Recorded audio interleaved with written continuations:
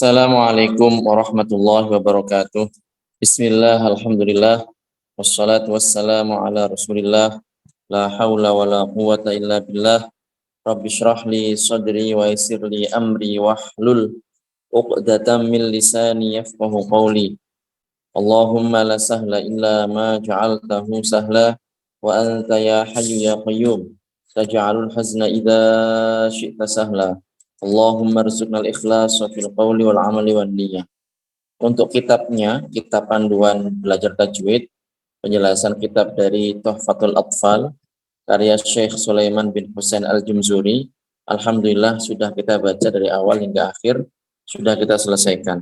Untuk sesi kali ini adalah sesi yang kita khususkan tanya jawab dari materi-materi yang sebelumnya sudah kita sampaikan.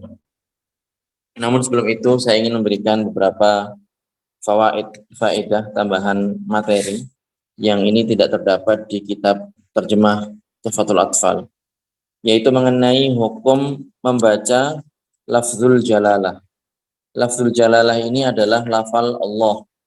Ini perlu diperhatikan ini karena banyak sekali orang-orang yang membaca tidak sebagaimana mestinya. Lafzul jalalah Allah, afdhalul asma. Jadi nama yang paling agung, nama Tuhan kita Allah Subhanahu wa taala seperti yang diperkenalkan oleh para nabi. Nah, ketika melafalkan lafal ini supaya pelafalnya mendapatkan pahala dari Allah Subhanahu wa taala, maka harus melafalkan dengan baik dan benar. Jadi perlu beberapa hal yang harus diperhatikan. Yang pertama adalah bahwasanya lamnya ini panjang. Kemudian haknya ini harus dijelaskan. Allah, dia ada haknya, bukan Allah. Sebagian orang bilang seperti itu. Kemudian yang kalau seandainya digabungkan dengan akbar misalnya, itu jangan menambahkan huruf antara kedua kata tersebut. Jangan menambahkan wawu antara hak dengan alif. Allahu Akbar. Nah, bukan. Allahu Akbar. Allahu Akbar. Kemudian yang al-adab, yang teliti itu adalah ketika melafalkan lafzul jalalah, itu alifnya, itu harokatnya adalah fathah.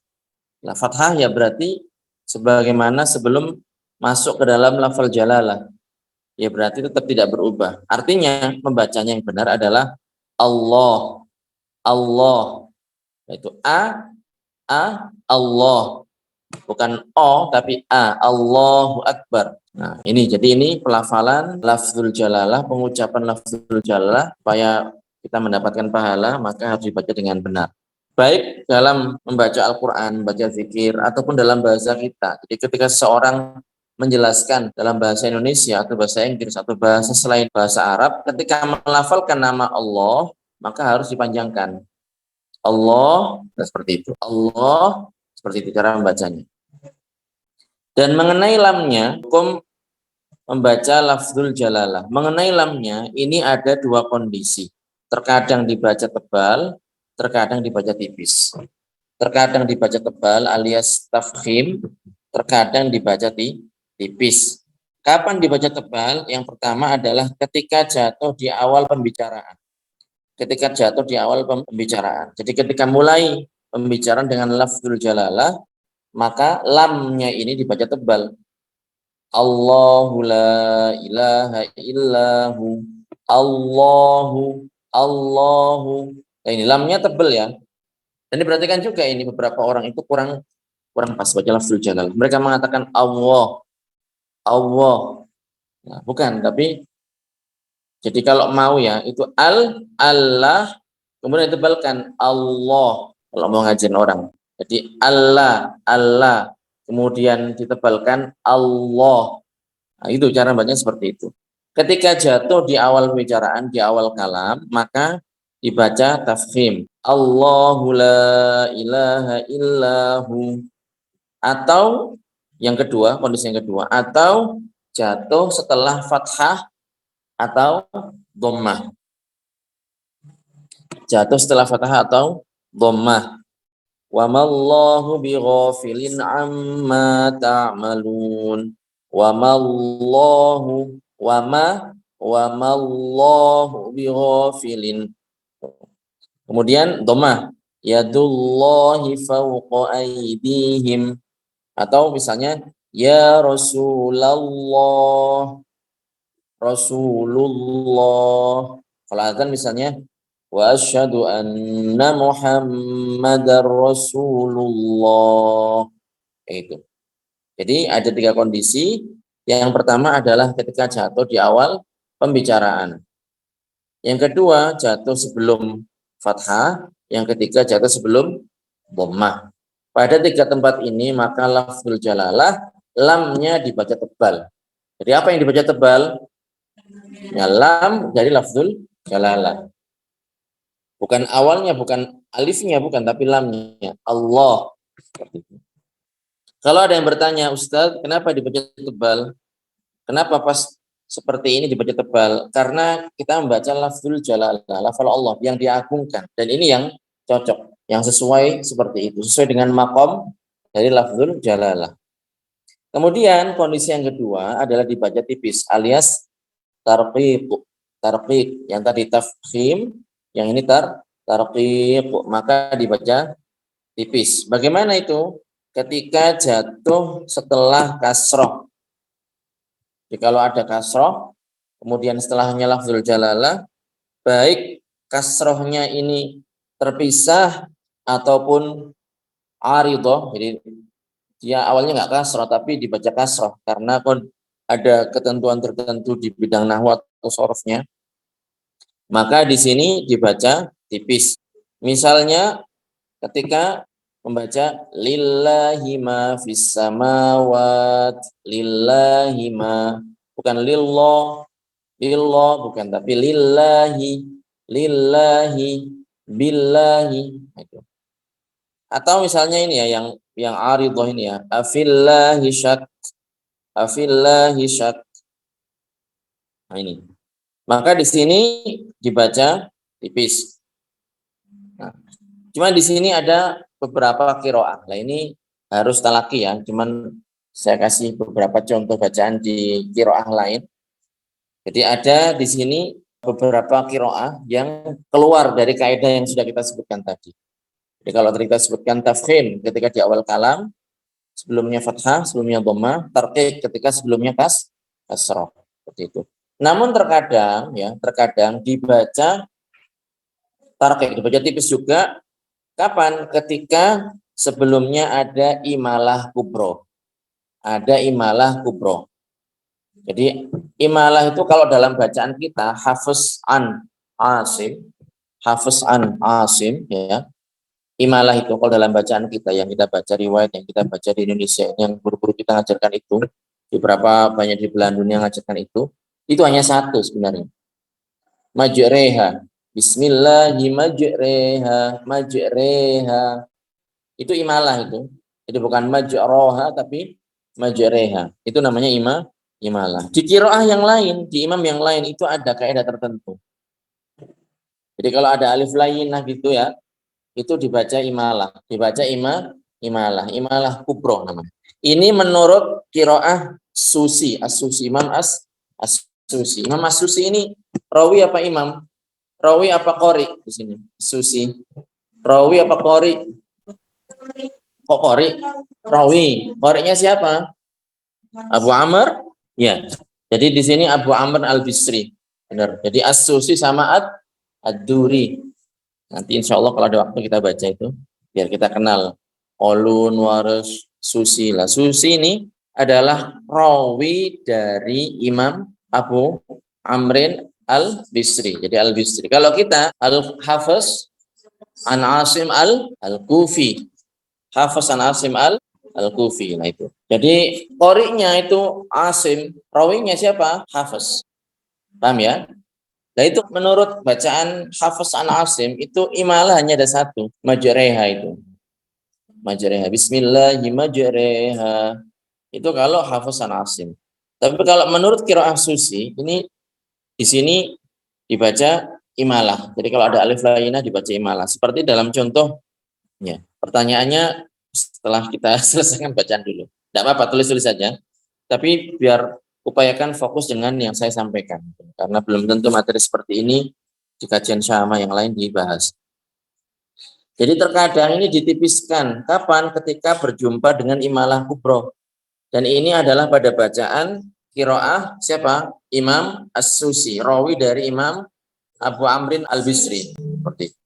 Nah, ini ada salah satu bentuk bacaan yang dibaca imalah kubro. Nah, maka di sini dibaca tarqiq lafzul jalalah.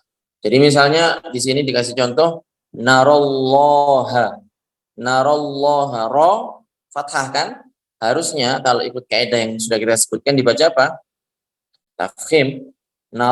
Narallaha, narallaha. Tapi karena mengikuti ini ada imalah kubro dalam bacaan Imam As-Susi dibaca tarqiq. Gimana cara bacanya? Narillaha, narillaha, re majreha, narillaha, bukan narillaha, tapi narillaha. Ini sekedar biar tahu saja. Jelas teman-teman? Jadi ini penting teman-teman. Masalah tafkhim, tarqiq ini harus diperhatikan. Karena beberapa orang itu baca yang tidak tafkhim dibaca tafkhim. Huruf-huruf yang nggak tebal ditebalkan. Ini harus hati-hati. Jadi itu pembahasan mengenai lafzul jalalah. Kemudian kita akan membahas mengenai waqaf. Jadi ini penting sekali. Waqaf itu berhenti, ibtida itu mulai. Makanya sebenarnya begini, kenapa baca Al-Quran itu harus talaqi? Lah iya, harus talaqi karena begitu ketentuannya. Yang pertama, sunnahnya Rasulullah seperti itu. Jadi sunnahnya itu kayak gitu. Al-qiraah sunnatun muttabah. Jadi membaca Al-Quran dan sunnahnya seperti itu. Kenapa baca kayak gitu? Ya sudah, Rasulullah aslinya kayak gitu. Itu yang harus diperhatikan. Nah, metodologi pengambilannya ya seperti itu, membaca langsung.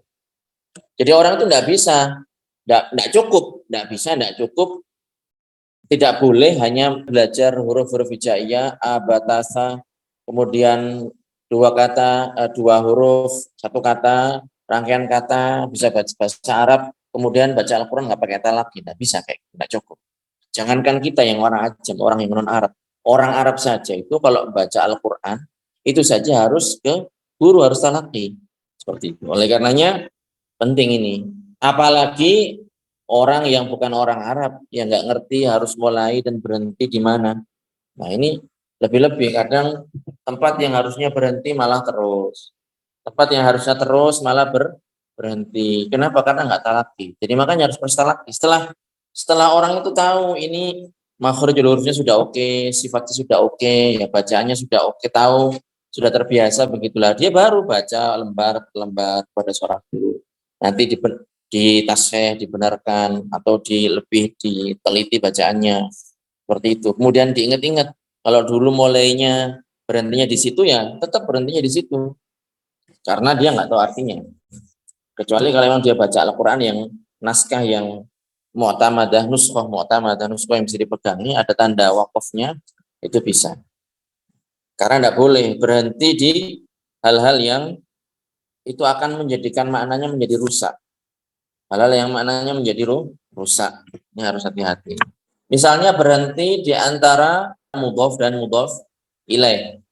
Mudhof tahu ya, ini kalau orang belajar nahwu pasti tahu itu. Berhenti di antara mudhof dan mudhof ilaih. Misal kata maliki yaumiddin. Ini tidak boleh ini berhenti di kata malik atau yaum misalnya. Karena ini mudhof dan mudhof ilaih. Tidak boleh berhenti di situ. Karena saling berkaitan. Atau berhenti di antara fasilah dan silatul mausul misalnya. Alladzina amanu, kemudian amanu, ini harus diulang. Atau misalnya berhenti di tengah-tengah, di akhir kalimat yang sekiranya itu merusak makna. Makna. Misalnya dalam kata waqalatil yahudu Uzairun ibnullah. Waqalatil yahudu Uzairun ibnullah. Kemudian dia berhenti di waqalati, bukan mulai lagi, tapi bukan dari waqalatil yahud, tapi mulai dari Uzairun ibnullah. Nah ini berarti nggak tepat seperti ini karena memulai di tempat yang salah. Oleh karenanya kalau mau aman yaitu ikuti panduan yang ada di naskah Al-Quran yang dipegang, yang bisa dijadikan pedoman. Kemudian di sini ingin saya tambahkan lagi, selain waqaf di dalam Al-Quran itu ada satu istilah yang disebut dengan Waqaf lazim, waqfun lazimun. Waqfun lazimun berarti harus berhenti. Harus berhenti. Di antara tempat waqaf lazim atau waqfun lazimun adalah yang terdapat di surat Yasin. Di situ ada mim kecil, tandanya mim kecil itu. Itu namanya waqfun lazim, harus berhenti di situ. Bagaimana itu? Misalnya di surat Yasin ya, di situ berbunyi fala yahzunka qauluhum. Itu harus berhenti di situ. Fala yahzunka qauluhum, berhenti. Inna na'lamu ma yusirruna wa ma yu'linun. Berhenti di situ, jangan terus. Kenapa? Karena di sini kalau terus maknanya akan tidak sesuai dengan yang dikehendaki. Fala yahzunka qauluhum. Selesai. Yang maknanya janganlah menjadikanmu sedih perkataan mereka, orang-orang kafir. Inna na'lamu ma yusirruna wa ma yu'linun. Allah Subhanahu wa taala mengetahui apa yang mereka tampakkan dan mereka sembunyikan. Sesungguhnya kami Allah mengetahui apa yang mereka tampakkan dan mereka sembunyikan. Bukan ini perkataan orang-orang kafir. Ini sudah lain pembahasan. Jadi janganlah menjadikanmu sedih perkataan mereka. Nah, perkataan mereka ini bukan yang tadi, ini sudah ganti pembahasan. Makanya di situ harus berhenti. Kemudian ada lagi pembahasan penting dalam tajwid yang namanya saktah. Saktah ini adalah memutus suara, memberhentikan suara tanpa bernafas dengan niat melanjutkan bacaan. Itu namanya saktah. Dan ini dalam qiraah kita, Hafiz an Asim, ini hanya ada 4. Jadi saktah itu memberhentikan suara dengan tanpa bernafas dengan niat melanjutkan bacaan. Yang pertama adalah di surat Al-Kahfi. Walam yaj'al lahu iwaja qayyima iwaja. Berhenti tanpa nafas, kemudian bilang qayyima. Yang kedua di surat Yasin, man ba'atsana mim marqadina hadza man ba'atsana mim marqadina hadza. Ini di surat Yasin. Yang ketiga di surat Al-Qiyamah. Wa qila man raq. Wa qila man raq. Kemudian yang terakhir di surat Al-Mutaffifin, kalla bal rana ala qulubihim. Kalla bal rana ala qulubihim. Jadi ini kajian kita, alhamdulillah, mudah-mudahan bermanfaat. Ini untuk selanjutnya saya serahkan kepada tim admin. Kalau ada yang mau memberikan masukan admin, nanti biar diakomodir, biar ditampung oleh admin dan disampaikan kepada saya, biar kita pilihkan untuk kajian berikutnya. Mudah-mudahan bermanfaat, silakan mungkin ada yang mau ditanyakan. Bagaimana cara membaca hukum bacaan ikhfa, nun mati bertemu dan huruf fa dan kaf itu bacanya samar berakhiran n atau ang? Mohon penjelasannya. Iya, jadi ikhfa sendiri itu artinya samar. Menyamarkan apa? Apa yang disamarkan huruf nunnya? Bukan ang, bukan juga n, tapi menyamarkan huruf nun. Kalau misalnya mau ambil contoh ya di buku itu, silahkan itu dibuka. Contoh bacaan ikhfa yang huruf kaf. Makan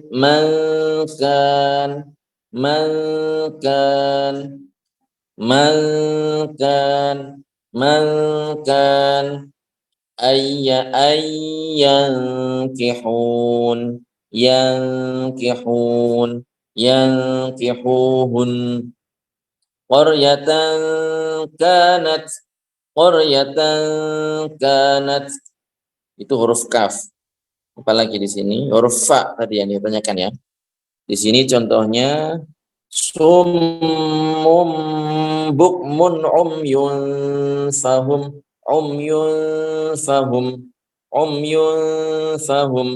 min fawaq al-infaq. Itu cara bacanya seperti itu. Sudah ya, dhabit ya. Next question. Beda rawi dengan qori apa? Jadi qori ya dia imam qiraah, menghimpun bacaan-bacaan itu dari Rasulullah Shallallahu Alaihi Wasallam. Kemudian rawi yang meriwayatkan bacaan mereka. Itu perbedaan antara rawi dengan qori. Ini sudah bisa kita simpulkan ya. Untuk materi berikutnya, ini dengan ini kajian kitab syarah panduan belajar tajwid kitab Tuhfatul Atfal sudah kita selesaikan. Mudah-mudahan bermanfaat ya. Yang ketinggalan bisa lihat di channel YouTube kajian bersanad pilihan, nanti bisa di-share Mas admin. Dan yang belum punya kitabnya nanti juga bisa nanya ke admin. Dan mudah-mudahan bermanfaat karena sudah nggak ada yang nanya. Barakallahu fikum. Nuhalil wa nusalli ala Rasulillah. La ilaha illallah. Allahumma salli ala Sayyidina Muhammad wa ala alihi wa sahbihi wa sallim. Rabbi ghfirli wa liwalidayya wa lil mu'minina wal mu'minat. Walhamdulillahi rabbil alamin. Assalamualaikum warahmatullahi taala wabarakatuh.